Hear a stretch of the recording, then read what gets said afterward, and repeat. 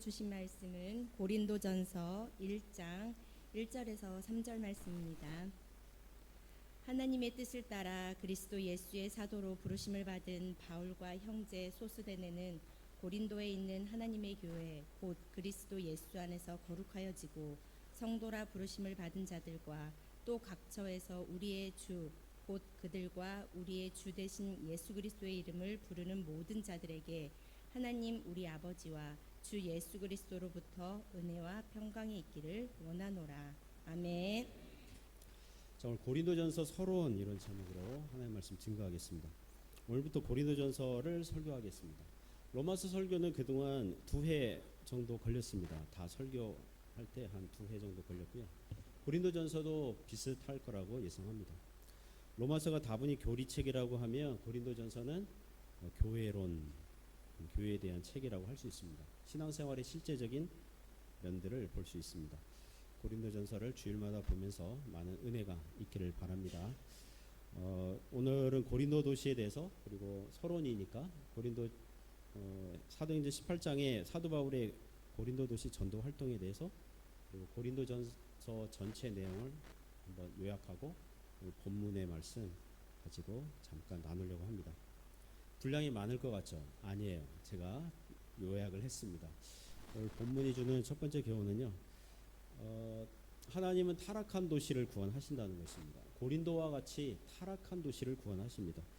고린도 도시는 오늘날 저기 지도 보시면 저기 그리스 나라예요. 그리스의 남쪽에 있습니다. 성경에는 그리스를 2개 지역으로 나눌 수 있습니다. 그러니까 북쪽은 마게도니아 지역, 거기에 빌립보, 데살로니가, 베레아 이런 도시가 있고요. 남쪽에는 아가야 지역이라고 해요. 아덴, 고린도, 갱그레아 이런 도시들이 있습니다. 그리스 지역을 길다란 그 풍선으로 생각하시면, 아이들 인형 만들어줄 때 길다란 거 있잖아요.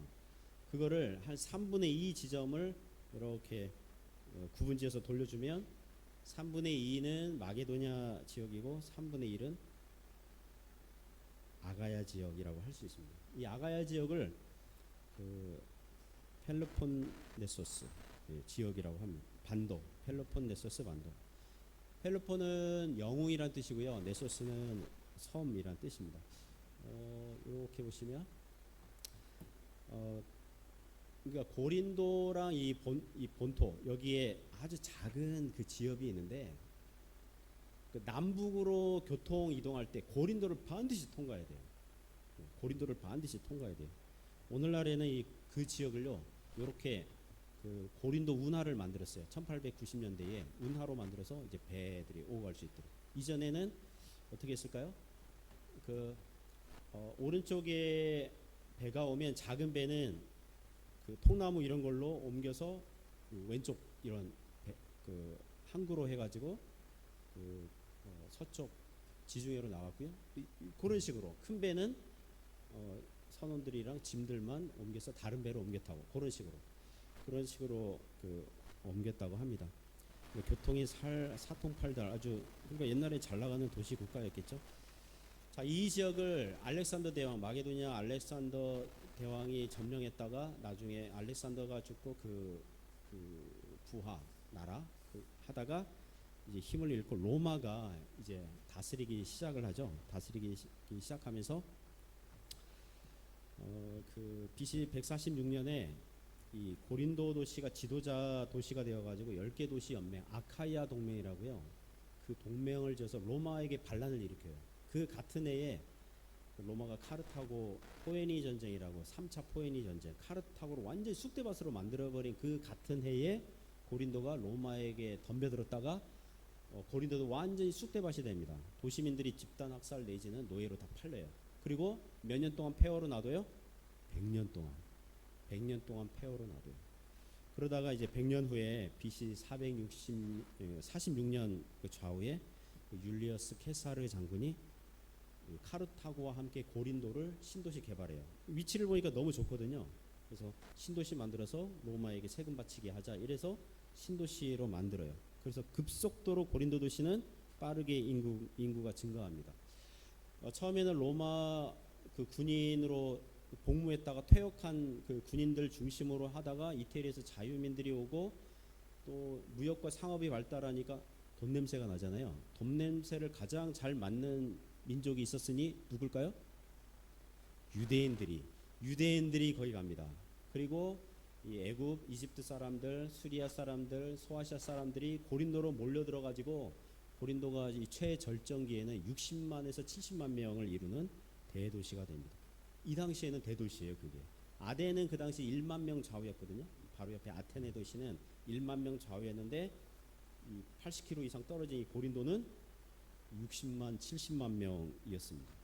그 중에서 20만 명은 자유민이고 40만 명 이상은 노예들이에요. 그러니까 그런 인구 분포. 그래서 미국 목사님들이 쓴 고린도전서 주석책 보니까 고린도를 미국의 항구 도시로 비유했는데 어느 도시로 비유했을까요? 미국 가보신 분들 안 계세요? 미국의 항구 도시 중에 샌프란시스코, 그다음 뉴욕 뭐 이렇게 비유를 하더라고요. 한국 같으면 뭐 인천, 부산 이렇게 하겠죠. 중국 같으면 상하이, 광저우 이런 도시들 보면 되겠죠. 이 다른 도시 국가들도 음행과 우상 숭배로 타락했지만 고린도 도시는요. 그 중에서도 탑급이에요. 탑급 1티어라고 그러죠. 최상급으로 타락한 도시인데요. 저기 그 가운데 보시면 그 저기 산이 있는데 한 해발 500m 이상의 산인데 이게 그 아크로 코린트라고 그래가지고 바위산이에요. 저 위가 좀 평평하거든요. 그러니까 아프로디테 여신전을 만들어가지고 거기에서 여신전에서 그 여사제들이 1000명이에요. 그러니까 우상 숭배의 제사는 제사 순서 중에 하나가 여사제와 음행하는 시간이에요. 그러니까 제사 순서 중에 하나가 그거예요. 그리고 밤이 되면 그 여사제들이 도시 내로 이거 옛날 폐허 그 유적 그 고린도 도시인데 내려와 가지고 영업 활동하고 그러니까 굉장히 타락한 도시였죠. 오늘날 미국의 뭐 차이나타운, 코리안타운 뭐 이렇게 만들잖아요. 고린도 도시에도 유대인들이 집중해서 몰려 살고 애굽 사람들이 몰려 살고 수리아 사람들이 모여 살고 이러면 자기네 나라에서 섬겼던 유대인들은 뭐 우상은 아니니까 다른 이민족들은 자기들의 우상신을 가지고 와서 신전을 만들고 사당을 만들고 섬겼어요. 그러니까 그리스 신화에 나오는 신들을 기본적으로 받고 그러니까 우상 숭배하는 것은 물론 각 그 여러 지역에서 가지고 온 우상 신들을 섬겼으니 음행 더하기 우상 숭배가 아주 충만한 아주 가득한 그런 도시였다는 것입니다. 고린도 도시가 좀 그려지시죠? 어떤 도시인지 이렇게 그려지죠. 그래서 음행과 우상 숭배가 가득한데 부자예요. 도시가 돈이 많아요. 자, 하나님이 없어요. 돈만 많아요. 그럼 어떤 일이 생길까요? 온갖 죄악이 생기는 거죠. 요새 미국 뉴스에서요. 저 가운데 사람이 미국의 억만장자예요.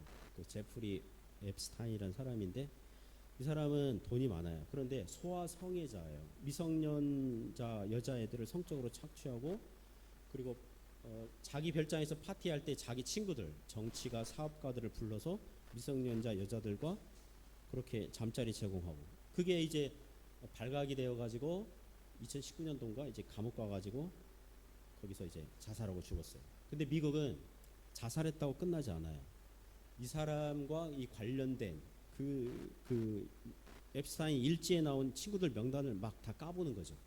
그러니까 여기에는 영국 앤드류 왕자도 있고 빌 클린턴 전 대통령도 있고 트럼프 전 대통령도 있고 빌 게이츠도 있고 또 뭐죠? 그 JP 모건 뭐 전 회장도 있고 뭐 억만장자니까 자기 사업가 친구들, 정치가 친구들 해가지고 그래서 그들이 여기서 이 음행을 했을 거라고 이 합리적인 의심을 하고 있는 거죠. 그와 같이 고린도 도시는 세상 나라 타락한 도시의 대표적인 도시로 보면 돼요. 그러나 하나님께서는 고린도 도시를 어떻게 하셨습니까? 사랑하셨어요. 죄악 가운데 망하도록 놔두시지 아니하셨어요. 사도행전 18장에 보면 사도 바울이 아덴 전도 후에 고린도에 들어가서 전도해요. 감사하게도 최근에 아침 경건의 본문이 그 사도행전 이쪽 부분이거든요. 우리도 마찬가지예요. 우리를 죄로 타락한 상태로 놔두시지 않고 전도자를 보내서 복음을 듣게 하신 것과 같습니다. 제가 설교 준비하면서 요한복음 3장 16절이 생각이 났어요. 하나님이 세상을 이처럼 사랑하사 이 세상은 누굽니까? 타락한 세상, 타락한 사람들이에요. 이처럼 사랑하사. 어떻게 사랑했다는 거예요? 어느 정도로 사랑하셨다는 것입니까? 자기 독생자 외아들 예수님을 주시기까지 사랑하신 줄 믿습니다. 그만큼 고린도 도시 사람들을 사랑하셨고 우리도 마찬가지입니다. 고린도에 가서 약 1년 6개월 동안 아굴라와 브리스길라 부부 그리고 디모데와 실라와 함께 전도 드림팀을 만들어서 전도합니다. 처음에는 유대인 전도 중심으로 했는데 유대인들이 믿지 않으니까 이방인들에게 넓혀서 전도했습니다. 그러자 그 도시에 믿는 사람들이 굉장히 많아졌습니다. 그리고 그 즈음에 아가야 지역을 다스리는 총독이 새로 이렇게 부임했는데 갈리오라는 총독이 부임하니까 유대인들이 그 기회를 타서 바울을 갈리오 총독에게 고발합니다. 그러자 갈리오 총독은 로마법에 따르면 유대교든 뭐 다른 종교, 문화, 관습 이거는 자치적으로 허용하기 때문에 뭐 나사렛 예수교랑 유대교랑 로마법은 보호한다, 각각 보호한다 이런 명분으로 유대인들의 그 고발을 기각시켜요. 그리고 바울은 곧 고린도를 떠나게 되니 이게 주후 51년, 52년 좌우에 일어난 일입니다. 사랑하는 성도 여러분, 오늘날도 타락한 도시들이 많이 있습니다. 하지만 그 중에서도 구원받을 영혼들이 많이 있습니다. 아까 대표기도한 장로님 기도 중에도 나오잖아요. 해주 땅에서 구원받아야 할 한국 사람들, 중국 사람들이 있는 줄 믿습니다. 이 세상에서 지옥과 같은 장소에서도 주님의 교회는 세워지는 거예요. 이 일에 수정되는 저와 여러분 되시기를 주님의 이름으로 부탁드립니다. 두 번째 교훈은요.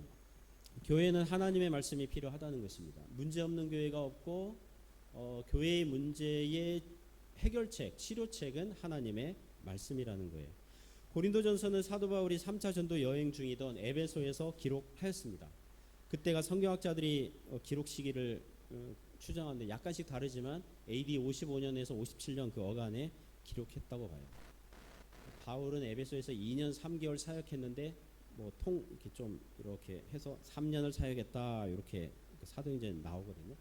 바울은 고린도 교회를 떠나고 3년에서 혹은 5년 이렇게 지났는데 고린도 교회를 설립하고 3년에서 5년 정도 지났는데 바울이 에베소에서 사역할 때 고린도 교회의 소식들을 듣게 됩니다. 자, 그럼 누구를 통해서 들었을까요? 그 에베소랑 이 고린도 도시는 100길로 2, 3일이면 갔다 그럽니다. 고린도전서 1장 11절 보시면 여러분 가지고 있는 성경 보시면 내 형제들아 누구 집 이름이 나옵니까? 글로의 집 편으로 너희에 대한 말이 내게 들리니 곧 너희 가운데 뭐가 있어요? 분쟁이 있다는 것이라. 그 글로의 집은 고린도 이 당시의 교회들은요 가정교회 형태로 모였거든요. 그 집이 좀 큰 교인이 자기 집 오픈해가지고 집회 장소로 했는데 글로의 집 그 가정교회 그 멤버 몇 사람이 에베소 바울에게 와서 이렇게 얘기한 거예요. 바울 선생님 큰일 났습니다. 교회가 지금 4분 5열 막 사색 당파 지금 나누어서 싸우고 있습니다. 교인들이 누구는 바울파라고 그러고 누구는 아볼로파라고 그러고 이 아볼로는 바울이 에베소에 사역할 때 고린도에서 사역을 했거든요.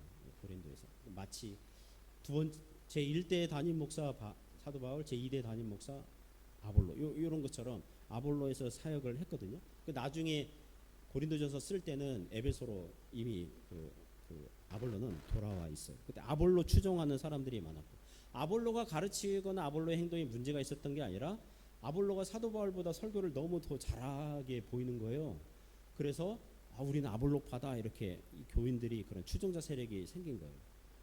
또 게바파가 있습니다. 그래서 게바는 베드로인데 베드로가 고린도에 갔는지 안 갔는지는 사도행전에 확실히 나오지 않아요.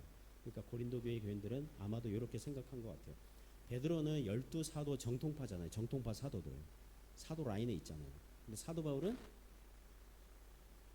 느끼기에 야매로 전문 용어로 야매라고 그러는데 야매로 이렇게 들어온 거 아닐까? 이렇게 생각을 해서 게바파, 우린 정통파 게바파다. 이렇게.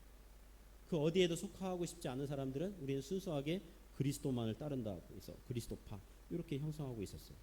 그에 대한 답변으로 고린도전서 1장부터 4장까지 교회 분쟁에 대해서 사도 바울이 권면을 하는 거예요. 우리가 신자들은 그리스도의 십자가 도를 따르는 사람들인데 분쟁하고 그렇게 교만하고 자기 자랑질을 하면 되겠냐. 나는 심었고 아볼로는 물을 주었으되 일꾼들은 그냥 우리는 심부름꾼에 불과하고 사역자들은 심부름꾼에 불과하고 자라나게 하시는 분은 오직 하나님이시라는 거예요. 그래서 교회가 싸우면 되겠느냐? 뭐 이렇게 권면을 하는 거죠. 한국의 어느 동네에 교회가 있었는데 특화하면 싸웠나 봐요. 그래서 동네 사람들이 그 교회를 향해서 손가락질 했다고 그럽니다. 저 교회는 어떻게 맨날 허구한 날 싸우냐. 하루는 동네 애들이 막 싸우는 거예요, 길에서. 그래서 길을 가던 동네 어른이 이렇게 얘기했다고 그러죠. 애들 싸우는 거 말리면서 얘들아 싸우지 마라, 여기가 교회인 줄 아냐? 이렇게 얘기했다는 거예요. 교회가 서로 얼마나 싸웠으면 그런 말까지 하겠습니까? 고린도 사람들이 고린도 교회가 서로 싸우는 걸 보고 그런 말을 했을 것 같아요. 저 교회는 허구한 날 싸워. 바울파, 아볼로파, 게바파, 그리스도파 그래가지고 막 그렇게 손가락질 했을 것 같아요. 고린도전서 16장 17절 보시면 고린도에서 에베소로 바울과 성도의 그 교제 차원으로 삼총사 세 명이 옵니다. 누구냐 하면 고린도전서 16장 17절 보시면 스데바나와 부드나도와 아가이고가 온 것을 기뻐하노니 그들이 너희의 부족한 것을 채웠습니다. 그러니까 이 세 명도 고린도 도시가정교회 지도자들 같아요. 선교 후원군과 함께 고린도 교인들이 질문하는 신앙 상담을 하려고 이렇게 온 것 같아요. 그래서 고린도전서 5장부터는요, 이 세 명이 가지고 온 신앙의 질문들에 대해 답변을 해요. Q&A 시간을 갖는 거죠. 5장 1절에는 너희 중에 심지어 음행이 있다함을 들으니 근로의 집편에서 들었던지 이 삼총사가 이렇게 전달했던지 그랬을 거예요. 6장에는 또 성도들 간의 시시비비를 세상 법정에서 해결보려고 하는 그 교인들이 있다는 얘기를 듣고 거기에 대해서 이제 답변하고요. 7장부터는 이제 본격적으로 7장 1절에 보면 너희가 쓴 문제에 대하여 말하면, 그러니까 이 삼총사 이 3인방이 가지고 온 이 신앙 질문지에 대한 답변을 하는 거죠. 남자가 여자를 가까이 아니함이 좋으나 이런 거거든요. 사도 바울 선생님, 신앙생활 잘 하려면 독신으로 사는 게 낫겠죠? 그러니까 아니, 독신은 위험해. 그 음행에 빠질 위험이 있으니까 결혼하는 게 나아. 결혼이 너를 보호해 줄 거야. 뭐 이런 식의 답변. 그리고 예수 믿지 않는 남편이 그 교회 가지 말라고, 예수 믿지 말라고 이렇게 심하게 반대하면 어떻게 합니까? 그거에 대한 답변도 하고요. 결혼 정년기에 있는 그 처녀 딸이나 혹은 남편을 사별한 그 과부가 딸이에요. 과부 딸이 있는데 그 교회에 보니까 이렇게 믿음이 좋은 쓸만한 남자가 없죠. 우리 청년들 자매님들의 고민이 이런 거거든요. 교회 청년부 가니까 쓸만한 청년들이 결혼하지 않은 딸이나 이런 과부가 있는데 뭐 교회 안에 뭐 쓸만한 형제가 없으면 믿지 않는 사람과 결혼해도 될까요? 뭐 이런 질문을 7장에서 하거든요. 또 8장에서 10장 보면은 교인들 일부가 우상 신전에 들락거리면서 우상 신에게 바쳐진 고기를 먹는 바람에 믿음이 약한 출신자들이 시험에 들고 있는데 이걸 어떻게 처리하면 좋겠습니까? 뭐 이런 거. 또 11장 가면 그 당시는 여자들이 우리나라 옛날 조선시대 보면 뭐 이렇게 뭡니까 이게 머리 썼잖아요. 이렇게 쓰고 교회에서도 면사포 같은 거 뭐 이렇게 썼는데 창녀들은 이걸 거뒀단 말이에요. 왜냐하면 영업 활동해야 되니까 자기 얼굴 보여줘야 되잖아요. 그런데 교회원 우리 여자들이 하나님의 말씀이 나에게 임했다 그러면서 훌러덩 벗고 막 이렇게 계시하고 막 예언 활동하고 막 성경 가르치고 막 이러니까 그거에 대해서 좀 권면하는 그런 내용이 있고, 그리고 부자들 교인들은 이때 주일 저녁에, 주일은 쉬는 날이 아니잖아요. 이때만 해도 공휴일이 아니라고요. 그러니까 주일 모임을 저녁에 한 것으로 봐요. 식사하면서 성찬식도 하고. 그런데 부자 교인들이 자기들 먹을 거 싸와가지고 온 교인들이 모였을 때 그걸 나누고 같이 식사해야 되는데 지들끼리 부자 교인들끼리 먹고 마시고 술 취하고 막 이미 취해 있고, 가난한 자들은 하루 일하고 저녁 늦게 왔는데 배가 고파서 교회 가면 먹을 수 있겠지 왔는데 부자 교인들이 지들만 다 먹고 이제 성찬식 할 것만 좀 남기고, 자 우리 그리스도 안에서 한 형제자매니까 우리 성찬식 합시다. 이렇게 가난한 자들을 무시하는 그런 행동하고 있는데 이거 어떻게 하면 좋을까요? 뭐 이런 질문. 12장부터 14장 보시면 성령의 은사를 받았다 그러면서 자랑질하는 교인들이 있었나 봐요. 대표기도하면, 예를 들면 대표기도하면 알아들을 수 있는, 우리 교회는 한국말로 해야 하잖아요. 근데 방언 받았다 그래가지고 자기 방언 받은 거 자랑질을 하려고 막 대표기도 시간에 막 방언을 막 한다든지 코카콜라, 스프라이트, 아디다스, 나이키 막 이런 식으로 막 방언을 하면 못 알아듣잖아요. 물론 지금 상표들은 이해되지만 설교 시간인데 막 갑자기 방언으로 한다거나 그래서 예배에 질서가 없고 화평이 없고 이거 어떻게 할까요? 15장 보면 예수님의 부활을 믿겠지만 죽은 신자들의 부활을 믿지 못하겠습니다 하는 교인들이 있는데 그들을 어떻게 가르치면 좋을까요? 16장에 보면 교회 헌금 어떻게 관리할까요? 그리고 아볼로를 고린도에서 다시 와달라고 그러는데 어떻게 할까요? 뭐 그런 질문에 대한 답을 하고 서신을 마치게 되거든요. 자, 여러분 고린도전서 마쳤습니다. 이렇게 고린도전서 다 마쳤어요. 대강 마쳤어요. 우리가 이제 갈 길이 이런 길이라는 거죠. 자, 고린도전서는 우리에게 무엇을 교훈합니까? 문제 없는 교회는 없다는 것입니다. 이 땅의 교회는 문제 없는 교회가 없어요. 완전한 교회 없어요. 문제가 있어요. 문제 많아요. 영국 스펄전 목사님 예화입니다. 19세기에 영국 런던에서 가장 큰 교회를 섬겼던 목사님입니다. 하루는 어느 형제가 그 목사님 찾아와서 신앙 상담하는 거죠. 목사님, 지금까지 자기가 교회를 몇 군데 다녔는데 교회마다 하나같이 문제가 많다는 거예요. 신앙생활을 하면서 시험 들고 고민에 빠지고 그러니까 목사님이 알고 있는 완전한 교회를 하나 소개시켜 주세요. 그럼 그 교회 가서 신앙생활하고 싶습니다. 이렇게 고민을 털어놓았다고 합니다. 그러자 스펄전 목사님의 답변이 무엇일까요? 형제님, 이 땅에서는 완전한 교회가 있어요, 없어요? 없습니다. 문제 없는 교회는 없습니다. 그리고 혹시 완전한 교회가 있더라도 저는 형제님에게 소개를 해줘요, 안 해줘요? 안 해줘요. 당신같이 불완전한 형제가 완전한 교회를 가는 순간 그 완전한 교회는 완전함이 깨지기 때문에 당신에게 소개해 줄 수 없습니다. 이렇게 얘기했다고 합니다. 현대교회가 문제가 많으니까 사람들이 종종 이런 식의 말을 할 때가 있습니다. 초대교회로 돌아갑시다 그러거든요. 초대교회로 돌아갑시다. 초대교회로 돌아가자. 저는 그 사람들에게 묻고 싶어요. 초대교회는 여러 교회들이 있는데 어느 교회를 얘기합니까? 우리가 보고 있는 고린도 교회를 얘기합니까? 고린도 교회는 지금의 현대교회 못지않게 엄청나게 문제가 많은데요. 요한계시록의 2장 3장에 나오는 소아시아 7교회가 나오는데요. 칭찬받는 교회는 딱 2개밖에 없었어요. 칭찬받는 교회는 공통점이 있어요. 고난 무지막지하게 해요. 만일 초대교회로 돌아가자가 혹시 사도행전에 나오는 예루살렘 교회라고 생각하고 있다면 예루살렘 교회는 문제가 없었습니까? 사도행전 6장에 보면 예루살렘 교회가 구제 봉사활동을 어설프게 해가지고 교인들이 시험에 들었잖아요. 10장에 가면 베드로와 고넬료 그 로마 백부장 전도하고 세례를 주고 오니까 그 예루살렘 교회는 100% 유대인들이거든요. 히브리파 유대인이든 헬라파 유대인이든 아니 바울 선생님 할례도 안 하고 할례도 행하지 않고 모세 율법도 지키지 않는 사람을 우리랑 동일하게 취급하여서 세례를 주다뇨. 그렇게 따지잖아요. 그리고 그 15장 가면은 바울과 바나바가 전도한 이방 교회들 있는데 이 예루살렘 교회 출신들이 가가지고 너희들 예수님 믿는다고 다 구원받는 게 아니라 할례도 행해야 되고 모세 율법도 지켜야 돼라고 하는 바람에 교회가 완전 혼란에 빠지거든요. 그래가지고 예루살렘 교회에서 종교회의가 열려야 되는 그런 지경까지 간 적이 있습니다. 그 예루살렘 교회라고 그래가지고 완벽한 교회가 아니었다는 거예요. 혹은 안디옥 교회, 수리의 안디옥 교회는 어때요? 바울과 바나바를 선교사로 파송하고 그 교회 좋지 않습니까? 네, 안디옥 교회 좋아요. 사도행전에 나오는 안디옥 교회 좋아요.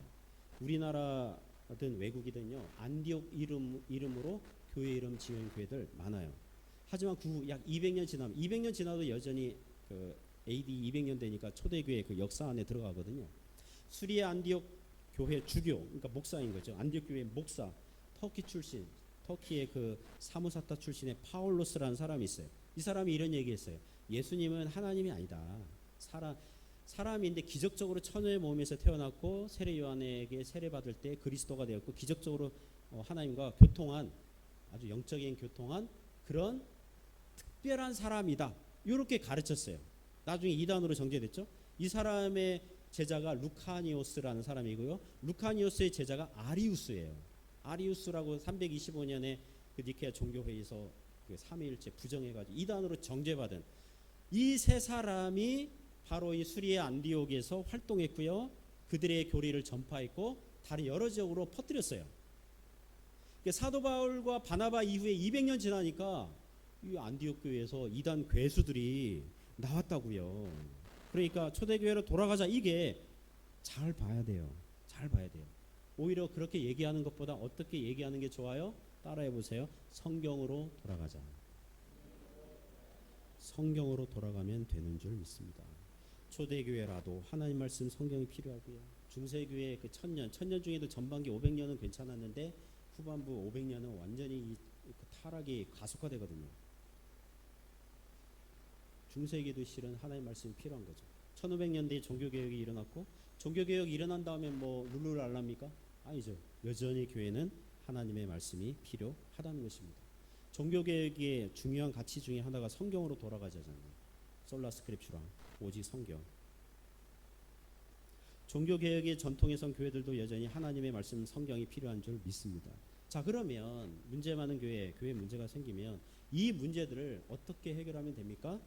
하나님 말씀으로 해결하면 됩니다. 그래서 고린도전서 기록한 거예요. 성령의 감동으로 기록한 것입니다. 성경학자들이 이런 질문을 하거든요. 사도 바울이 고린도전서 편지를 쓸 때 이게 나중에 신약 성경이 될 줄 알고 기록했냐 아니면 모르고 기록했는데 나중에 보니까 성경이 되어 있었냐? 요런 질문을 하거든요. 고린도전서 기록할 때 사도 바울이 그냥 단순하게 그냥 고린도 교회가 좀 잘 됐으면 좋겠어 이런 마음으로 적었는데 나중에 성경이 된 건지 아니면 기록할 때부터 성령의 감동으로 이것은 성경이야 그래가지고 기록했는지 여러분 어느 쪽 같아요? 성령의 감동으로 성경을 인식하면서 기록한 겁니다. 그러니까 고린도 교회의 문제는 무엇으로 해결할 수 있어요? 하나님의 말씀으로 해결할 수 있는 것입니다. 우리 기차와 기찻길 그 철도를 믿음과 그 성경으로 비유를 하거든요. 우리의 믿음이 기차라 그러면 기차는 기찻길 놓여진 대로 가는 거잖아요. 그죠? 바른 성경 그 교리를 따라가면 구원과 천국이에요. 그러나 바르지 않은 하나님 말씀 그거 배우고 하면 어떻게 돼요? 나중에 절벽으로 가는 거예요. 멸망으로 가는 것입니다. 그만큼 하나님의 말씀이 중요한 것입니다. 사랑하는 성도 여러분, 올해도 우리는 교회에서 우리의 신앙생활을 하면서 크고 작은 문제들이 생길 거예요. 복잡하건 단순하건 도덕적이건 교리적이건 형통하건 공고한 일이든 여러 가지 문제 만날 거예요. 자, 그러면 어떻게 하면 돼요? 하나님께 나아가서 무엇을 들어야 돼요? 하나님의 말씀을 드려야 됩니다. 주일마다 예배 시간에 하나님의 말씀 듣는 것입니다. 매일 성경을 보고 듣는 것입니다. 부지런히 들으시기 바랍니다. 부지런히 배우시기 바랍니다. 말씀을 들을 수 있는 은혜의 자리를 사모하시고 그 자리를 고수하시기 바랍니다. 그러면 어느새 말씀으로 승리하게 될 줄 믿습니다. 세 번째 기원은 문제가 많거나 약하거나 타락한 교회도 다 하나님의 교회라는 것입니다. 오늘 1장 1절에서 3절이 교훈합니다. 1절부터 3절이 문안 인사합니다. 1절에 소개하죠. 바울과 형제 소스데네는 하나님 사도 바울 그리고 소스데네는 사도가 아니에요. 형제예요. 사도행전 18장에 보면 유대 회당장 출신이에요. 소스데네가. 그러니까 이전에는 회당장이었고 지역 유지였고 장로였고 존경받는 사람이었는데 그거 다 버리고 이제는 바울의 형제 주님 안에서 형제 이것을 더 영적인 자부심 가지고 있는 소스데네를 소개하면서 2절에 보면 고린도에 있는 무슨 교회예요? 하나님의 교회. 그러면서 곧 이제 이 고린도에 있는 교회들을 소개하는 거잖아요. 그리스도 예수 안에서 거룩하여지고 성도라 부르심을 받은 자들 또 각처에서 우리의 주 곧 그들과 우리의 주 되신 예수 그리스도를 부르는 이름을 부르는 모든 자들이 하나님의 교회. 고린도에 있는 하나님의 교회라는 것입니다. 하나님의 교회라는 것은 하나님에게 속한 하나님의 소유된 교회 그리고 하나님께서 만드신 교회 하나님께서 왕이 되셔서 다스리시는 교회 그런 뜻을 갖고 있겠죠. 여기서 하나님의 교회는요 한국에서는요 조심해야 돼요. 하나님의 교회 이렇게 사용하는 게 왜냐하면 이단 중에 하나님의 교회가 있어요. 안산홍 증인회가 이전 이름이고 이름을 바꿨어요. 그 안산홍 씨가 죽고 후계자 장길자 씨가 교주가 되면서 하나님의 교회로 이렇게 바꿨어요. 순복음 그 교단 중에 하나님의 성회라는 게 있죠, 그죠? 하나님의 성회가 있는데 여기 하나님의 그 이단 하나님의 교회와는 다른 거예요. 가만 보면 성경이 좋은 말들을 이단들이 막 갖다 쓰고 있어요. 영생교, 구원파, 전도관, 영생, 구원, 전도 얼마나 좋은 겁니까? 또 베레아, 김기동파가 있잖아요. 성경에 베레아 교회 너무 좋거든요. 근데 한국의 교회들 중에는 베레아 쓰는 교회가 없어요. 김기동파 외에는. 외국에는 베레아 교회 많아요. 그러니까 베레아 너무 이름 좋으니까. 그런데 한국에는 안 써요. 왜요? 이단이 쓰니까. 그저께인가 여기 사랑교회 리모 전도사님이 저한테 외신 문자 보내왔어요. 그 인천에 마가의 다락방 교회가 있거든요. 교회 이름이 마가의 다락방이래요. 마가의 다락방. 다락방파가 있거든요. 이단 다락방파. 그래서 목사님 그 이단 다락방파인가요? 이 교회가? 그러면서 보내왔어요. 거기는 아니에요. 거기는 인천의 마가의 다락방 교회는 이단은 아니에요. 그런데 그 교인들이 그런 말을 자주 들을 것 같아요. 이단 다락방인가요? 우리는 달라요. 이렇게 변명해야 되고 뭔가 변호해야 되고 막 그러잖아요. 그죠? 그러니까 잘 사용해야 돼요. 신천지, 요한계시록의 새하늘과 새 땅, 천국을 묘사하는 하나님 나라, 완성된 하나님의 나라를 묘사하는 게 새하늘과 새 땅, 그것을 한자로 신천신지거든요. 이단 신천지가 그걸 쓴다고요. 신천지 쓴다고요. 성경의 신천지는 너무 좋은 거예요. 그런데 이렇게 그걸 말하는 순간 이단과 연결되기 때문에 이 생각이, 그러니까 이단들이 성경에 좋은 말들은 다 갖다 쓰고 있는데 우리는 바르게 사용하면 될 줄 압니다. 자, 고린도에 있는 하나님의 교회, 한국에 있는 이단 하나님의 교회가 아니라 설명을 해야 되는 거예요. 고린도에 있는 하나님의 교회. 고린도전서를 미리 보면 우리가 간단히 봤잖아요. 고린도 교회는 어떤 교회라고요? 지금 사색당파, 사분오열 돼 있어요. 교인들 5장, 6장쯤에 가면요, 그 교인들 중에 누가 창녀촌을 다니고 있었나 봐요. 창기와 합하는 자는 창기와 하나 되는 줄 모르냐? 너희들은 주인과 하나가 된 성전인데 그러면 되냐? 막 책망하는 그런 내용이 있거든요. 우상신전 출입하면서 우상에게 바쳐진 고기 먹으면서 초신자들을 낙담시키고 방언의 은사 받았다 그러면서 갑자기 그냥 대표기도 하는데 아디다스, 나이키, 코카콜라, 스프라이트 막 이런 식으로 뭐 세븐일레븐 뭐 하여튼 뭐 그런 식으로 막 하니까 이게 예배 시간이 막 그 질서가 없고 막 어지럽고 복잡하고, 부자교인들은 성찬식 한다면서 먼저 와서 지들끼리 먹고 마시고 취해하고 가난한 자들을 부끄럽게 만들고, 어떤 교인들은 신자의 부활 교리를 못 믿겠다 그러면서 인간적인 주장하고 막 그런 교회라고요. 이런 교회를 보고 뭐 어떤 교회라고 한다고요? 하나님의 교회. 요새는 한국의 신자들은요, 자기 교회 분쟁이 나고 막 싸우고 그러면요, 휴대폰 꺼내서 촬영합니다. 동영상 찍어. 그리고 어디에 올려요? 유튜브에 올립니다. 교회 싸우는 장면을 유튜브에 올려요. 반대편을 고발한다는 명목으로 동영상 올려요. 그러면 유튜브 싸우는 교회 막 검색하면요, 교인들끼리 치고받고 싸우는 장면 나와요. 소리도 나와요. 김장로 이럴 거야 뭐 이러고 막. 이권사 사람 그렇게 안 봤는데, 박집사 목사님을 강단에서 끌어내. 그때 싸우면 목사님이라고 안 하죠. 박목사 아니 박집사 오목사를 끌어내 막 이렇게 얘기하고. 그런 장면 보면서 사람들은 어때요? 신자들이라도 그런 싸우는 장면 보면서 이게 무슨 교회냐, 이곳에 주님이 계시겠냐, 이렇게 막 한탄 나오지 않겠습니까? 바울의 대답은 무엇입니까? 성경의 대답은 무엇이에요? 그것도 거기도 싸우는 교회도 교회다. 하나님의 교회다. 문제가 많고 약점이 많고 타락한 교회도 여전히 하나님의 교회다. 주님이 계신다. 고린도에 있는 하나님의 교회. 미리 고린도전서 1장 8절 보시면 한번 읽어볼까요? 고린도전서 1장 8절입니다. 같이 읽어요. 시작. 주께서 너희를 우리 주 예수 그리스도의 날에 책망할 것이 없는 자로 끝까지 경고하게 하시리라. 아멘. 당장은 지금은 현재는 교회가 분쟁할 수 있고 신자들이 미성숙해서 서로 상처 주고 받을 수 있어요. 그러나 주께서, 삼위 하나님께서, 예수 그리스도께서 재림하시는 날까지 교회를 그리스도의 신부로 아름답게 드러내게 하는 날까지 끝까지 경고하게 하실 것입니다. 그래서 하나님의 교회예요. 해주에 있는 한인교회를 다니고 있는 성도 여러분, 여러분도 하나님의 교회인 줄 믿습니다. 하나님에게 속한 성도들이고 하나님께서 임재하시고 함께 하시는 성도들인 줄 믿습니다. 요새 어린이부서 여호수아부서 설교를 사도신경 시리즈로 설교하고 있거든요. 오늘은 그 사도신경의 거룩한 공교회를 믿습니다.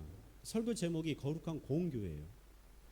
우리 어린이들이 거룩한 교회 그러면은 뭐 쉽게 이해를 하겠는데 교회 앞에 공자가 들어가 있잖아요. 거룩한 공교회. 공교회? 공처럼 둥그렇나? 뭐 그게 아니잖아요.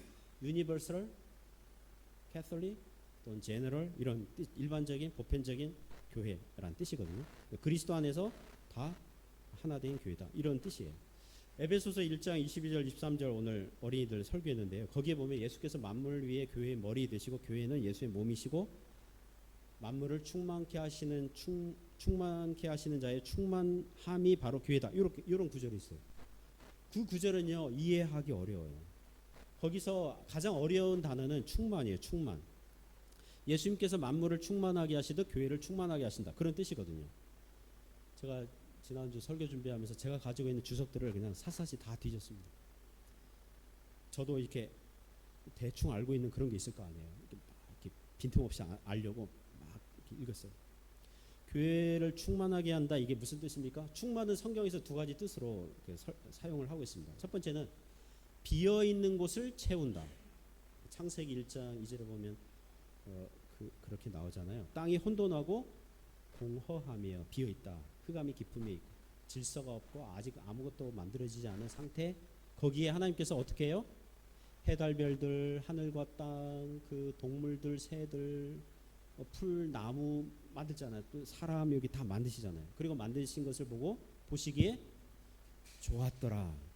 그래서 예수님께서는 교회가 질서 없고 비어 있고 공허하고 어지러우면 있어야 할 곳을 있게 하시고 질서를 잡으시고 은사를 주시고 사람을 주시고 그래서 아름답게 채우신다는 것입니다. 그게 충만이라는 뜻이에요. 또 두 번째 충만은 완성한다는 거예요. 완성한다. 갈라디아서 4장 4절에 보면 때가 참에 이게 충만함의 그거거든요. 구약에서 예언한 약속된 것이 아직 이루어지지 않았는데 참에 충만함에 그러니까 완성한다 이런 뜻이 있어요. 교회가 당장 싸우고 분쟁하고 교만하고 미성숙하고 서로 상처 주고 서로 잘났다고 하고 예수님의 목표와 수준까지 도달하지 못하고 있는데 예수님께서는 그 교회를 충만하게 하신다. 완전하게 하신다. 그리스도의 날까지 책망할 것이 없도록 성숙하게 하신다. 거룩하게 하신다. 이런 뜻입니다. 그것을 어떻게 보증하고 담보할 수 있습니까? 예수님은 교회의 머리 되시고 교회는 예수님의 몸이라는 거예요. 예수님께서 이렇게 말씀하시는 거거든요. 내가 너희를 끝까지 데리고 갈게. 내가 너희를 거룩하고 아름다운 교회가 되기까지 채워줄게. 완전하게 해줄게. 그런 뜻입니다. 그리고 너 없으면 돼요, 안 돼요? 우리는 찬송 부를 때 이러잖아요. 주 없이 살 수 없네 그러잖아요. 그죠? 우리는 주님 없이 살 수 없어요. 주님은요. 우리 없어도 살 수 있어요. 주님은? 교회 없이도? 주께서 구원하신 교회 없어도?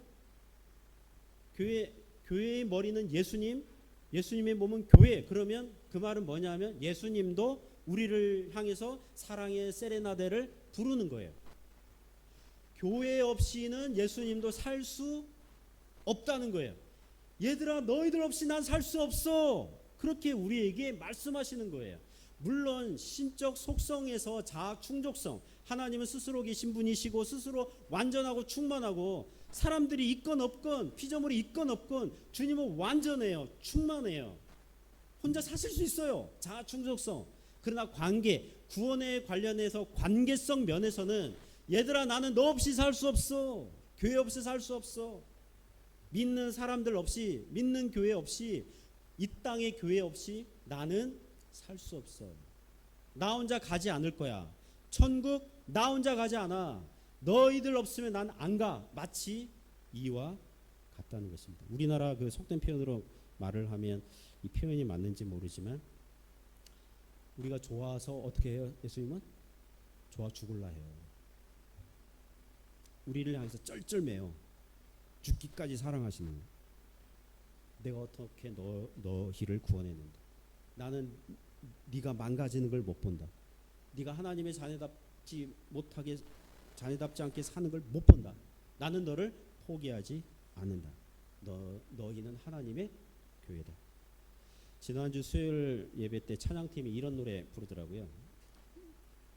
교회를 교회되게. 오늘 아침에 어린이 예배 때 그 노래 잠깐 다른 노래 불렀는데 그 1학년짜리가 이렇게 웃더라고요. 그래서 어쨌든 비웃지 마세요.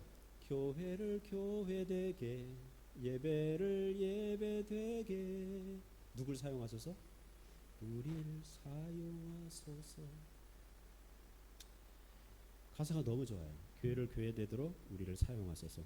저는 해주에 있는 작은 한인교회를 섬기면서 한국에 잘 나가는 동기 목사님들 소식 들을 때가 있거든요. 카톡이랑 뭐 이렇게 할 때 있잖아요.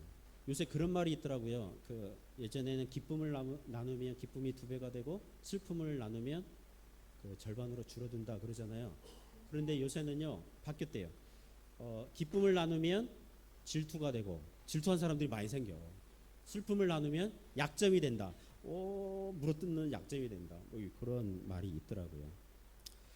그 한국에서 잘 나가는 동기 목사님들 수천 명 교회 목회하는 동기도 있고. 그런데 제가 미성숙 할 때는요, 예전에 지금도 물론 미성숙하지만 하나님께 약간 좀 서운한 그 감정이 있었어요. 하나님, 누구는 막 큰 교회 목회하도록 엄청난 선물 주시고, 근데 저는 조그만하게 작은 거 주시고 대충 주시고 막 좋은 건 안 주시고 그냥 딱 그 뭐라 할까요? 이렇게 넘치지도 않고 그 부족하지도 않고 딱 이게 너무 적정선에 너무 칼같이 너무 그것만 주시는 것 같고 막 그런 느낌 있잖아요. 그런 느낌적인 느낌 있잖아요.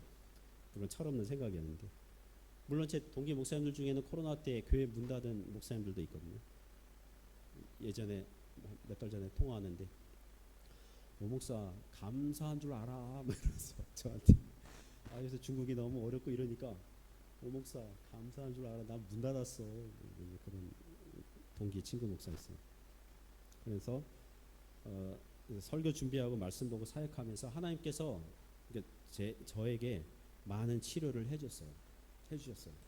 오 목사 얘야 고린도에 있는 그 교회들 교회 같지도 않은 그 교회들이 하나님의 교회라면 해주에 있는 네 교회도 해주 교회도 하나님의 교회야.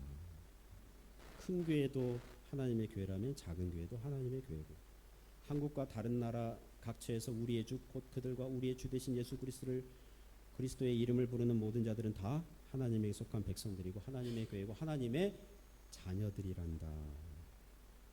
그런 믿음을 가진 여러분에게 3절처럼 삼위 하나님의 은혜와 평강이 있기를 바랍니다.